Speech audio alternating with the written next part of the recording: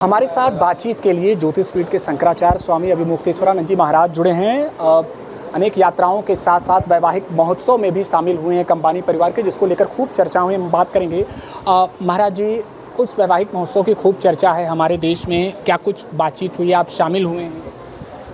देखिए, जहाँ पर श्रद्धापूर्वक आमंत्रित किया जाता है वहाँ पर हमारे यहाँ नियम है कि भगवान भी जाते हैं और हम भगवान के भक्त भी जाते हैं। तो अंबानी कितने पैसे वाले हैं, उनकी बैलेंस शीट देख करके तो हम गए नहीं।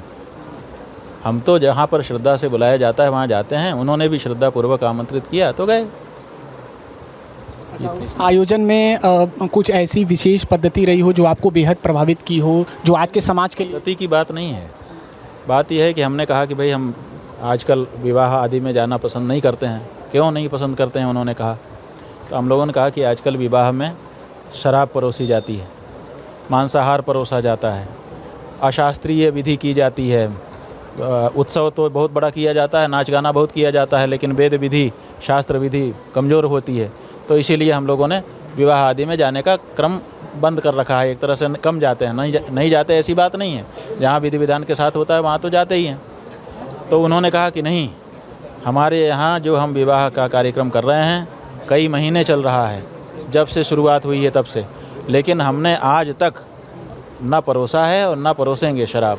एक बोतल शराब हमारे पूरे कार्यक्रम में, जहाँ हम कई हज़ार करोड़ रुपया खर्च कर रहे हैं, एक बोतल शराब का पैसा हम नहीं खर्च करेंगे। और हम 7,500 से ज़्यादा व्यंजन अपने आगंतुकों के लिए बनवा रहे हैं अलग अलग मौक़ों पर, लेकिन एक व्यंजन भी हमारा मांसाहारी व्यंजन नहीं है। और इसके साथ साथ जो शास्त्र विधि है, हमारे पुरोहितों ने जो जो हमको बताया है, उसमें जितना भी समय लगना है हमने कह दिया है कि हम एक बार भी जल्दी मत करिएगा, सब विधि कराइएगा। और साथ ही साथ उन्होंने कहा कि आप अपना इंस्पेक्टर भेज दीजिए, इंस्पेक्शन कर ले वो।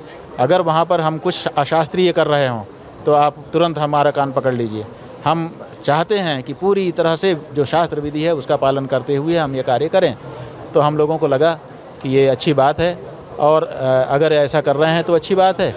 और इनका देख करके हमारे देश में भी हो सकता है कि ये परिवर्तन आए, जो हम पाश्चात्य संस्कृति की ओर बढ़ते चले जा रहे हैं। उसमें यद्यदाचरति श्रेष्ठः तत्तदेवेतरो जनः सह यत् प्रमाणम कुरुते लोकस्तदनुवर्तते। हमारे यहाँ ये कहा गया है कि श्रेष्ठ लोग जैसा आचरण करते हैं, सामान्य लोग भी उन्हीं का अनुसरण करते हैं। महाजनो येन गतः सपन्थाः, जिसमें महाजन चले जाएँ उसी में सब लोग चले जाते हैं।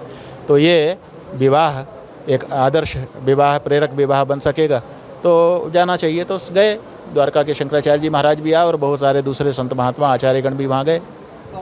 महाराज जी, प्रधानमंत्री जी को भी इस बार आपने विशेष आशीर्वाद प्रदान कर दिया है, मुलाकात? अरे विशेष आशीर्वाद वो पहले आते तो हम न देते, आज अभी दे दिया। कैसी कैसी बातें आप लोग चला देते हो।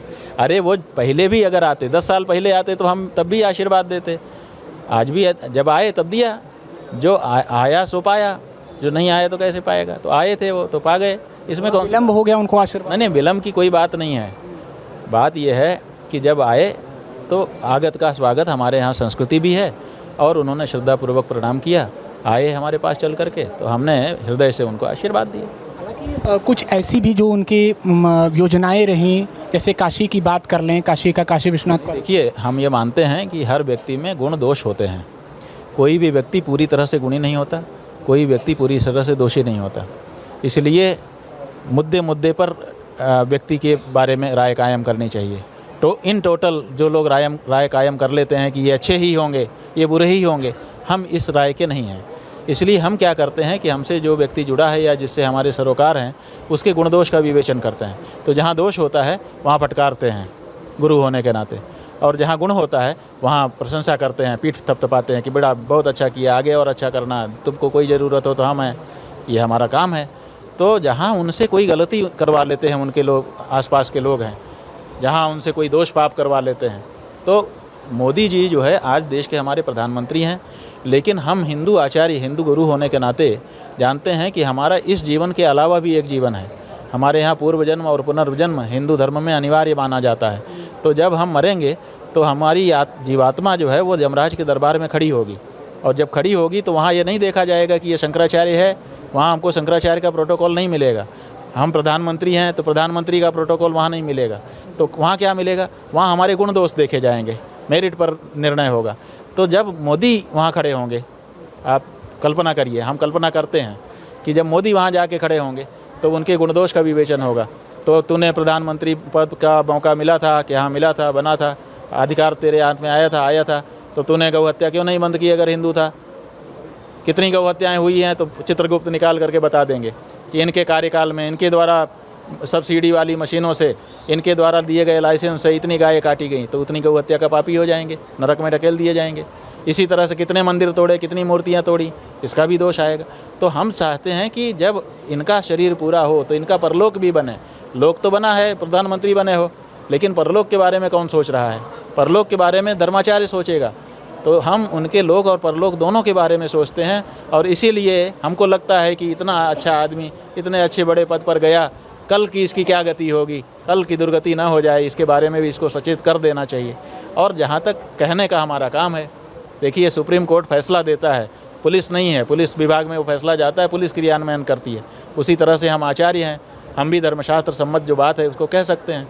इसीलिए कबीरदास जी आपके काशी के थे, उन्होंने कहा तुझको जो सूझे सो कर, कहना ही अपना काम है। तो कहने का जो हमारा काम है, हम उससे वंचित ना रहें, इसलिए समय पर हम कह दें कि ये गलत हो रहा है और ये सही हो रहा है। तो हम उस नीति का पालन करते हुए, जहाँ उनसे कोई ब्लंडर होता है, जहाँ उनसे कोई बड़ी गलती होती है, उसको हम रेखांकित करते हैं। लोग नहीं समझते हैं, वो समझते हैं कि ये इनके विरोधी होंगे, कुछ लोग समझते हैं कि ये दूसरे से किसी से मिले होंगे। हम किसी से मिले नहीं हैं, पूछ लो किसी से, और हमारे वक्तव्य देख लो। जब जिसकी गलती होती है हम सबका कान पकड़ते हैं, और जब किसी की अच्छाई होती है तो हम सबकी पीठ पे हाथ रखते हैं। हाथरस मामले में क्या कहेंगे, कहाँ चूक हो गई? बालापुरा हमको हो रहा है कि 128 120 से ज़्यादा लोग मर गए, महिलाएं उसमें, बच्चे उसमें मरे, कितनी दुख की बात है, और श्रद्धालु मरे, लेकिन गिरफ्तारी किसी की नहीं की गई। ये कहा गया कि हम SIT बनाएंगे, माने 128 लोग मरे, कोई दोषी ही नहीं है। थोड़ी छोटी सी घटना होती है तो अंदेशे में कि ये हो सकता है, ये हो सकता है, पुलिस पकड़ लेती है, और पकड़ करके बाद में विवेचना करके जिसको छोड़ना होता है छोड़ती है, जिसको पकड़े रहना होता है पकड़े रहती है। 128 लोग मरे थे, कोई तो दोषी था ही, तो जिसके ऊपर शंका थी तुरंत उनको पहले पकड़ लेना चाहिए था। लेकिन SIT बनाई गई कि ये रिपोर्ट देंगे कि कौन दोषी है, कि कोई दोषी भी है कि नहीं है। अब वो कह रहे हैं कि साहब अफसर दोषी हैं। अफसर तो दोषी हैं, बिल्कुल, जिम्मेदारी तो अफसर क्या दोषी है? अफसर के ऊपर मुख्यमंत्री दोषी है, मुख्यमंत्री के ऊपर प्रधानमंत्री दोषी है। आखिर यही सब लोग तो लॉ एंड ऑर्डर मेंटेन करने के लिए बैठाए गए हैं। तो केवल अफसर ही क्यों दोषी है? मुख्यमंत्री क्यों दोषी नहीं है? प्रधानमंत्री क्यों दोषी नहीं है? ये नहीं है। जो मौके पे पहला दोषी कौन है? पहला दोषी वो है जो पीछे से दौड़ करके चढ़ गया, किसी गिरे हुए आदमी के ऊपर जो चढ़ गया। तो वीडियो आपके पास हो सकते थे, उन्होंने अपने मंच के अंदर वीडियो बनाने के लिए मना किया था। आप लोगों ने ये बताया कि वो अंदर वो अपने प्रवचन का वीडियो नहीं बना देते, लेकिन जब घटना घट गई होगी, जब भगदड़ मची होगी, तो जो दूर रहे होंगे सब ने मोबाइल निकाल लिया होगा। आजकल लोग निकाले रहते हैं, सबके पास वीडियो होगा। तो जो लोग चढ़े गिरे हुए लोगों के ऊपर, उनको दोषी पहले मानना चाहिए था कि भाई तुमको धीरज रखना चाहिए था, तुम क्यों चढ़ गए, क्यों मार डाला तुमने। दूसरे, उसके बाद जो आयोजक थे, फिर जिसने ये कहा कि चरणों की धूल ले लोगे तो तुम्हारा काम बन जाएगा, तो लोग चरणों की धूल के लिए झुके और पीछे से धक्का लगा तो गिर गए, उठ नहीं पाए। तो आखिर ये लोग भी दोषी हैं कि नहीं हैं? तो इनको क्यों अभी तक दोषी नहीं स्वीकार किया जा रहा है? इसका मतलब है कि 128 लोग चूँकि आम लोग थे, भक्त लोग थे, श्रद्धालु लोग थे, गरीब लोग थे, इसलिए उनकी मौत दोष ही नहीं बनती है, तो दोषी किसको ठहराया जाए? ये जो बात है, बस यही हृदय को पीड़ा दे देती है कि हमने राजा महाराजाओं को हटाया और हमने लोकतंत्र स्थापित किया। इसीलिए किया था कि यहाँ पर लोक की वाणी को सुना जाएगा, लेकिन यहाँ ब्रह्मवाणी के पीछे लोकवाणी तिरोहित होती चली जाए। For exclusive and insightful videos, subscribe to our new channel ABP Live Premium.